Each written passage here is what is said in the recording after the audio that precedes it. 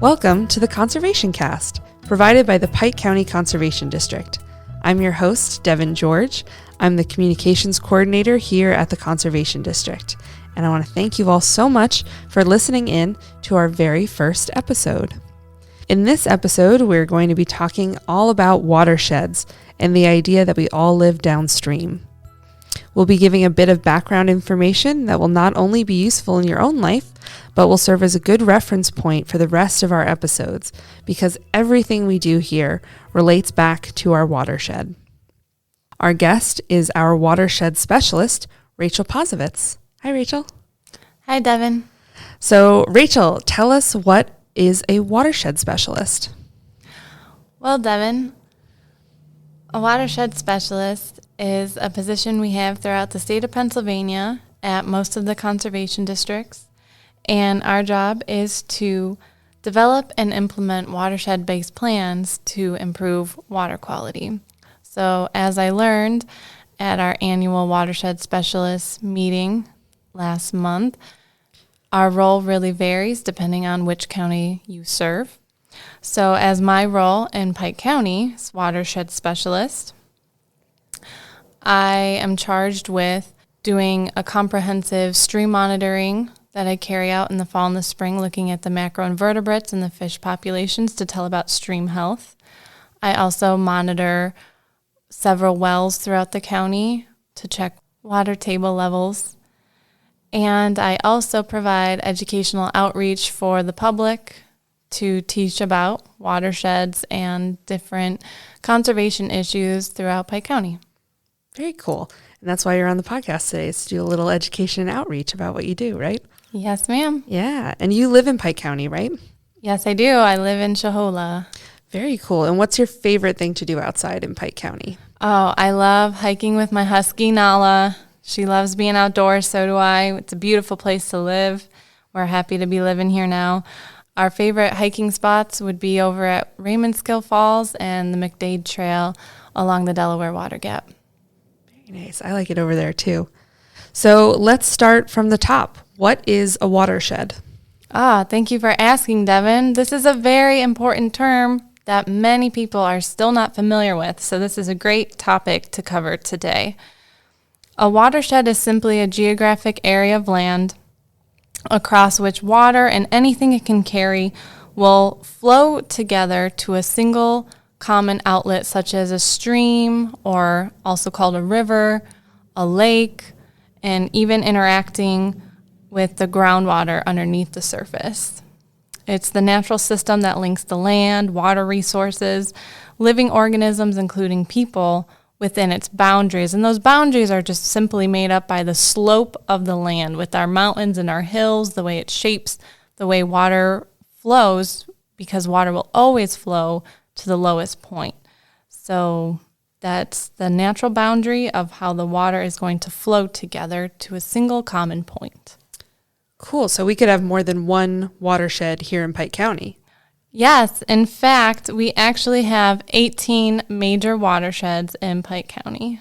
Wow. What are the biggest ones, like by land mass? How big do they get? Our largest watersheds would be Shahola Creek, Bushkill Creek, and the Lackawaxen River watersheds. Oh, I live on the Lackawaxen River, so anything that flows from where I live would flow downhill till it reaches the Lackawaxen. Yes, exactly. Yep. Gotcha. That's going to be, that water body is your common point in your watershed.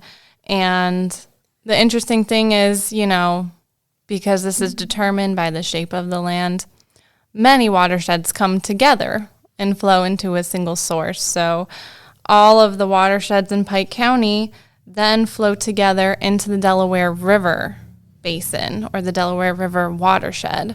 So multiple watersheds together will combine and flow into larger and larger sources like the Delaware. Yes. Yep. Very cool. So something that we say here at the Conservation District quite often is we all live downstream. Can you explain to us what that means? Definitely. The phrase "we all live downstream" refers to the fact that we are all impacted by each other's activities in the watershed. Whether you physically live downstream of a potential pollution source or not, the places that make up your livelihood are downstream of some other impact, such as your schools, places you recreate, or even where you get your food. Therefore, we are collectively responsible for protecting our water resources, which means being conscious of how our everyday actions impact our watershed and the health of our water resources within our watershed. So no matter where you are in the watershed, no matter where you are along your water body, you're connected to all the other people and living things within the watershed. Absolutely, because like I said before, we all know water always flows to the lowest point. So wherever you are, whatever activities you're doing, that's not the stopping place for that water droplet. And whatever can get mixed in can carry along its long journey and affect any living organisms, including people, along its way. So if we all live downstream and the water is always flowing downstream to a common point, where does this process begin? Well, there really is no true beginning. Water's always moving through the water cycle. And that's something we've learned back in grade school, where water condenses in the cold atmosphere and the clouds, then it rains down or snows down to the Earth's surface, runs across the surface, and then evaporates back in this endless water cycle. All the components of a watershed depend on the stormwater and snowmelt to recharge all of the surface water and even underneath what we call the groundwater. So as rainfall or snowfall that then melts lands on the surface of the ground, two things are going to happen. Either that water is going to soak into the ground, percolate down through the different rock layers and get into the groundwater, or it's going to run off of whatever surface it's on, flow downhill along with any other water that's flowing, and that collects together as runoff. So can you tell us a little bit more about runoff, what it is and what it contributes to our watershed? Definitely. Runoff is simply water moving across the surface in the landscape. And we also often call it stormwater runoff because it's during these rainstorms or snowmelt times that we're getting that happening. So as stormwater runoff flows towards our rivers and our water bodies and across the landscape, it encounters different surfaces and materials and often picks up substances and takes it along for that ride. As we alter the landscape of a watershed, it alters how that stormwater moves through the landscape and its ability to soak into the ground or flow into the local rivers. A common way that watersheds are altered is through the installation of impervious surfaces. Impervious surfaces are the hard surfaces that water cannot permeate through, such as parking lots, roads, roofs. Even compacted, unhealthy soils without diverse vegetation will make it difficult for water to soak through, and therefore the water is going to run off of those impervious surfaces until it can get to another low point. So you said that impervious surfaces increase the amount of stormwater runoff in a watershed and decrease the amount of water infiltrating down into the groundwater. If all of that water is meeting in one common place, what's the impact that those impervious surfaces have on a watershed? That's a great question, Devin, which brings up some really important points that I want to share. So the first impact of impervious surfaces allowing water to continue to run off on the landscape instead of percolating down into groundwater is that our groundwater is not able to recharge as frequently, as fully as it normally would otherwise. And the impacts caused by this phenomena is twofold.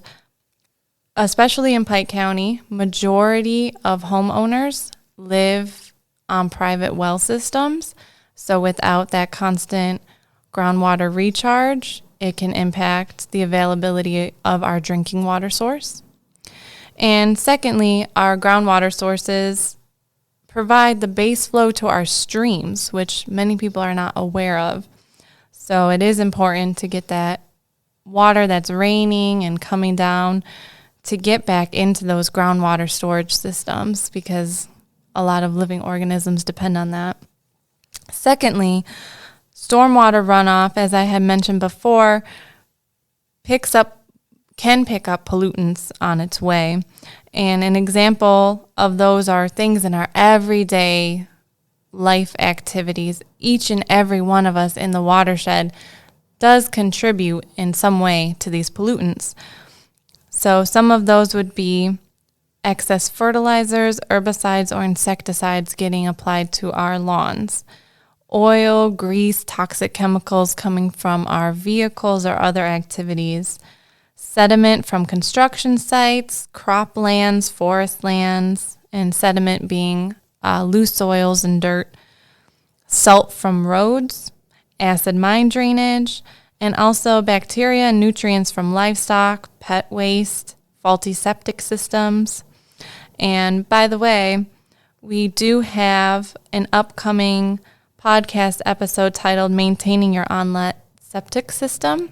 So if that is of interest of you, which to many people in this region, that is a way of life here, it's very important for you to tune in and learn more about all the important ways that you can positively impact the watershed through proper on-lot septic system use. And finally, I'll finish off by giving a fun fact that's not really that fun. Up to 70% of the pollution in streams, rivers, and lakes in the U.S. comes from stormwater runoff, this people pollution, this non-point source pollution that we don't always think about contributes 70% of the pollutants in our water bodies. And interestingly enough, sediment, or that loose soil and dirt, is the greatest contributor. So when I drive by a river or a stream after a big storm and the water is all murky and kind of brown, is that what you're talking about? Yep, that chocolate milk river is sediments mixing in. And depending on your region and what is natural for your region, some of that can just be natural. But in a lot of cases, if you know the source is coming from human activity, that really doesn't belong there. Right. Very interesting. That's a lot of things that we do in our day-to-day life that can contribute to a poor water quality in our watersheds. And as we said before, we all live downstream, so this affects all of us, and we should all be doing things to contribute to good water quality. Yes, definitely. And the good news is there are things that we can all do to help contribute to good water quality in our watershed, and we are going to be talking about those in our next episode of the Conservation Cast. We're going to be talking to one of our natural resource conservationists here at the district about how our individual homes affect our watersheds and all the little things that we can do to lessen our impact. And if you listen to upcoming episodes, as Rachel said, we're going to be talking about all the different things that you do in your home that can impact our water quality. If you'd like to listen to this episode or future episodes, you can find the Conservation Cast on our website, pikeconservation.org. You can also find further information on today's topic, watersheds, on our website. I want to thank you, Rachel, for coming in and teaching us today. Thank you for having me. And I want to thank all of you for listening in, and we hope to have you here next time on the Conservation Cast.